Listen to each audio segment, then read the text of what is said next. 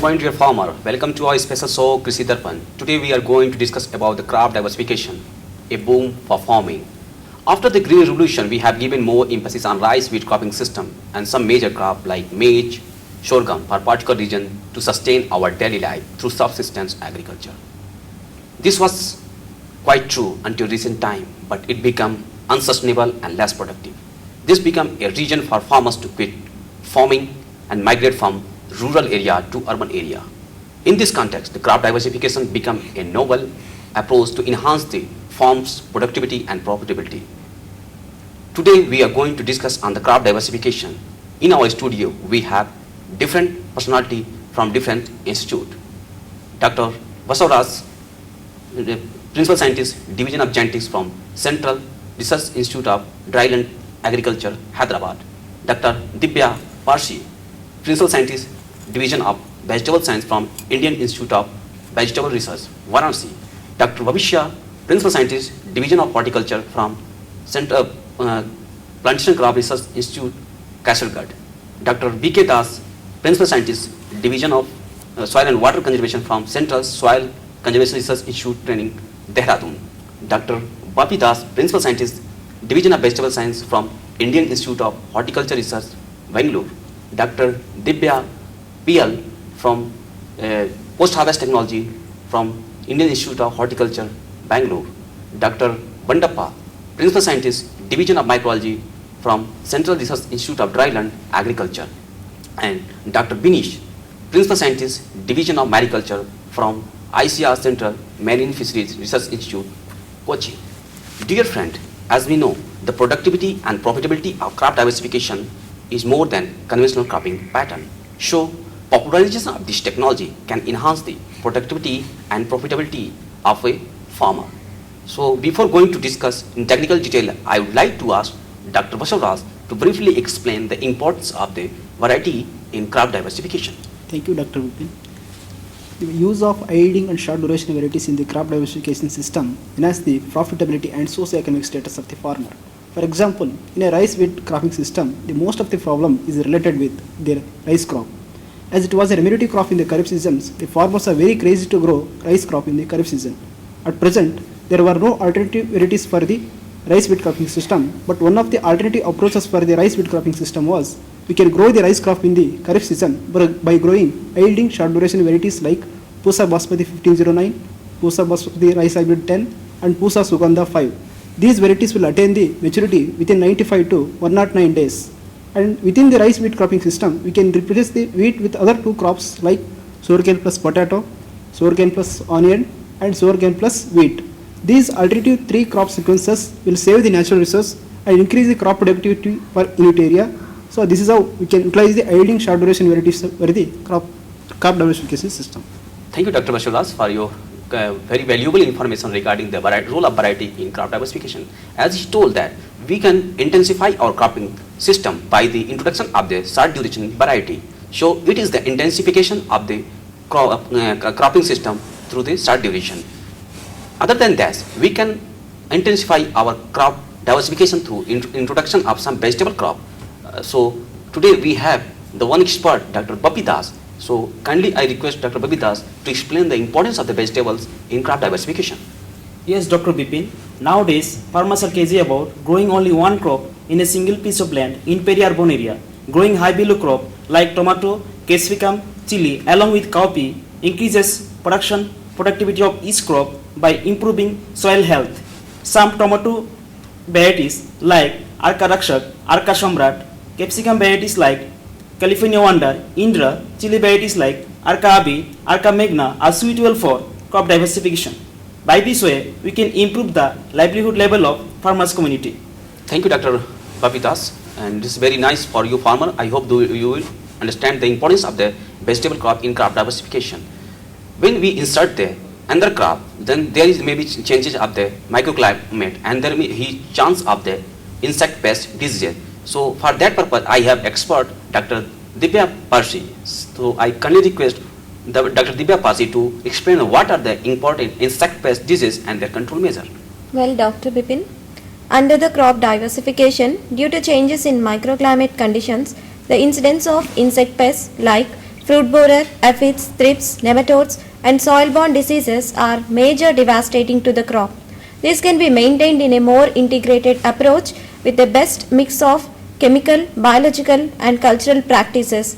To manage the pests and diseases, first of all, apply neem cake and Pongamia seed cake 20 days after planting. Release natural enemies like Neoselius cucumaris that feed on thrips. Encourage ladybirds and lacewing bugs that feed on aphids. Grow marigold as a trap crop to control nematodes. Bacillus thuringiensis and nuclear polyhedrosis virus are effective selective biological control agents for fruit borers.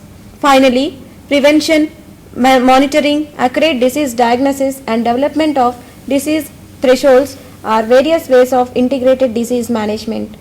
Thank you, Dr. Divya Parsi, for giving the information of the important insect pest diseases in the vegetable crop. Vegetable crop also have important scope through the post-harvest or value addition. For that purpose, to enhance the productivity of farmer, we have an expert, Dr. Divya KL. So I request Dr. Divya KL to briefly explain the importance of the post-harvest or value addition in vegetable crop. Yes, Dr. Bipin. Sometimes huge production may lead to the condition of glut in the market, and the farmers may not be able to get reasonable price for their produce. And there is one option for them to get around this situation, that is value addition of the produce through processing. For example, high quality tomatoes can be used for the production of tomato sauce, puree, ketchup. Likewise, chili and capsicum can be used for producing these dehydrated products, then pickles, color extraction and oleoresin extraction. And in this manner, farmers can increase their income.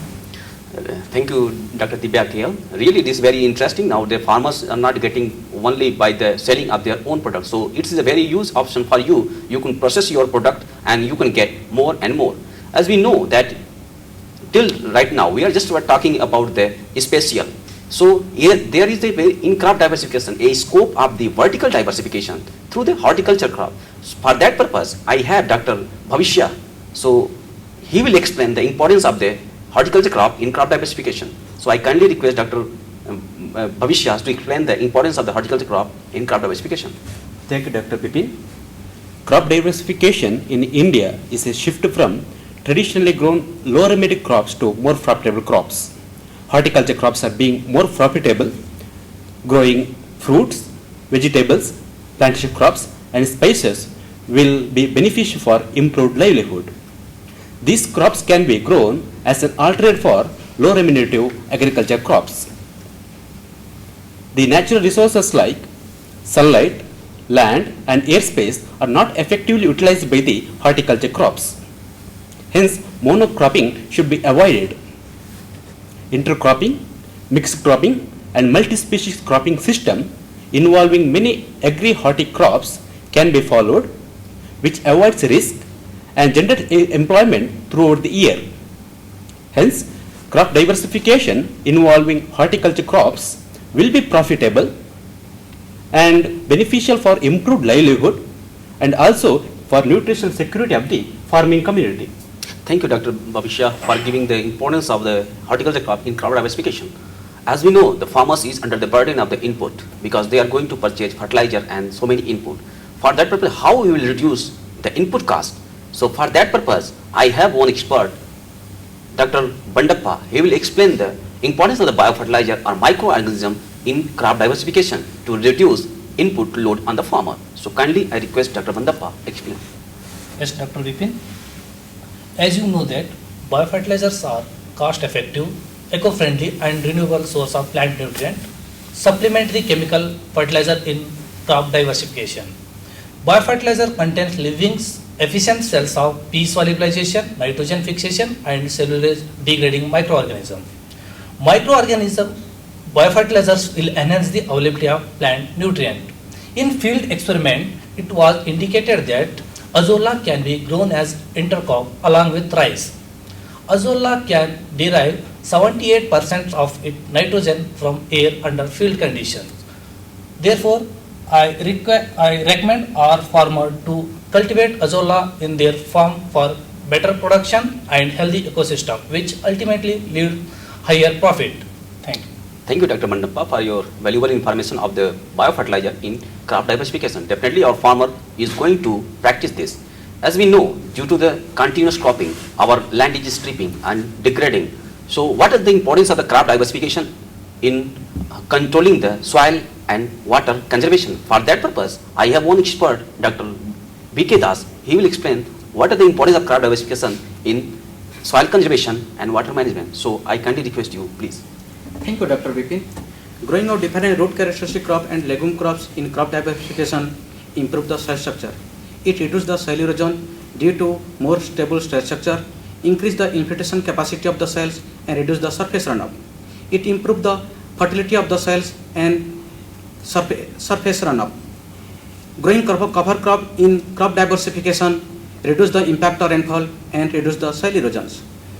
Using strip crop in crop diversification, erosion resistance crops should be grown across the slope to reduce the soil erosions. If you do crop diversification in slopy area, it will reduce the soil erosion and prevent the loss of most fertile soil from the land. Thank you. Thank you, Dr. B.K. Das.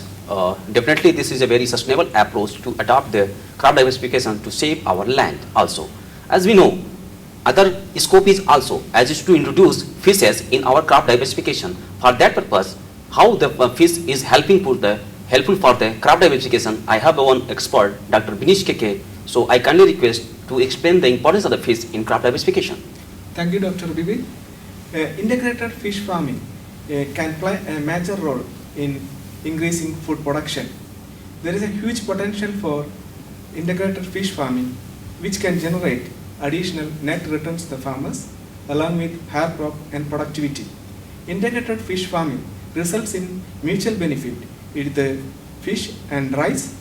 The rice gets benefit in the form of additional nutrients that come from fish excreta. In addition to that, aquatic weeds of rice also get reduced due to the presence of fishes. In turn, the fishes gets benefited in the form of favorable microclimates due to the presence of rice plants. There are many species like tilapia, katla, rohu and murgal can be used for rice fish farming. This system gives 70 to 90% more profitable than rice cultivation alone. It can be concluded that this production and income can be increased by introducing fish in the rice field. So I recommend all farmers to adopt integrated rice farming system to increase your profit. Thank you. Thank you, Dr. Bineesh KK. It's really very interesting for the farmer to know the importance of the fish in the rice fish and crop diversification. I also want to thank to our other expert, Dr. Vashavraj, Dr. Divya Pashi, Dr. Bhavishya, and Dr. Babi Das, Dr. B.K. Das, and Dr. Divya KL, and Dr. Bandappa. Dear farmer, for giving your valuable time and information with our farmer. Dear farmer, I hope this is interesting and useful to you. And if you have any query, so you can write to our address, Krishi Darshan, Post Box 956, NAARM, Rajendra Nagar, Hyderabad 50030. You can also write to our email, krishivikas@gmail.com, or you can also call to our toll-free number 80-109-12728. I repeat once again, 80-109-12728. That is all for today. We will meet in the next week at the same time and the same channel with another interesting story. Till then, Namaste, Jai Kisan, Jai Vigyan.